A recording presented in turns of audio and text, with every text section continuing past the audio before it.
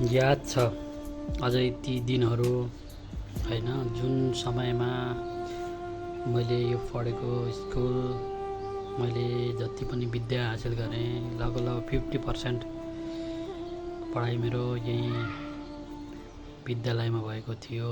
कक्षा 6 देखि मैले 12 सम्म चाहिँ यही महेन्द्र माविमा पढेर त्यहाँदा बाँकीको शिक्षा चाहिँ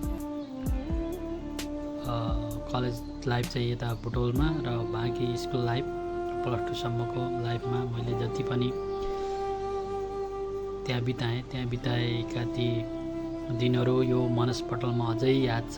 स्कुलमा जुन क्लासमा पढेको थिएँ ती क्लासहरू अहिले पनि उस्तै रहेछन्, तर चेन्ज यो भयो कि कुनै क्लासहरू अलिकति व्यवस्थित थिए भने कुनै क्लास पहिलाभन्दा पनि अझै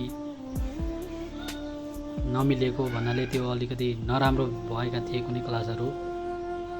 तर जुन यो सरस्वती मन्दिर होइन, यो जुन अहिले स्तम्भ राखिएको छ, यो स्तम्भ चाहिँ त्यति बेला थिएन। मैले पढ्ने बेलामा चाहिँ यो पलकोटको एकदमै नाम चलेको स्कुल र सबैले चिन्ने ठाउँ पनि हो यो स्कुल।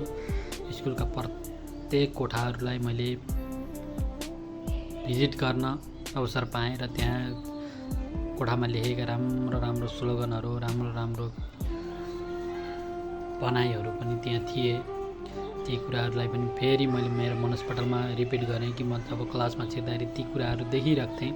र अहिले पछिल्लो समय म त्यहाँ जाँदै गर्दा यो बिल्डिङ अलिकति पुरानो भइसक्यो, अब जे भए पनि होइन, यो बिल्डिङमा लेखिएका कुराहरू चाहिँ कहिले पनि पुरानो हुने छैनन् र हुँदैनन् पनि। जति पनि ज्ञानहरू यहाँ हासिल गरियो र हामीलाई जो सरले त्यो समयमा पढाउनु भयो उहाँलाई पनि धेरै धन्यवाद छ। तपाईँहरूले पढाएका विद्यार्थी आज कहीँ डाक्टर भए, कहीँ इन्जिनियर भए, कहीँ विश्वविद्यालयमा पढाउने लेक्चरर भए भने कहीँ विदेशको युनिभर्सिटीहरूमा पढ्दैछन्, ग्रेजुएसन गर्दैछन् होइन।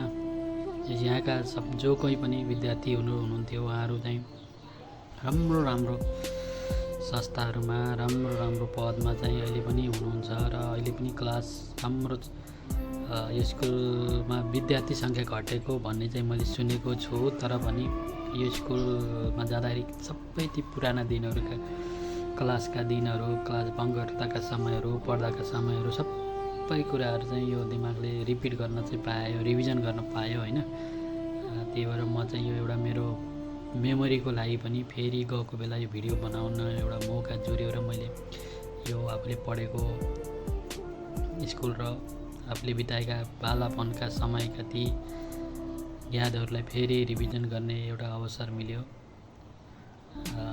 यो विद्यालयको कम्पाउन्ड हो र यो कम्पाउन्डमा चाहिँ धेरै खेलहरू खेलियो होइन, धेरै रमाइलो मुभमेन्टहरू आयो होइन, इक्जाम दियो, पास गरियो, धेरै कुराहरू यो स्कुलमा लुकेको छ।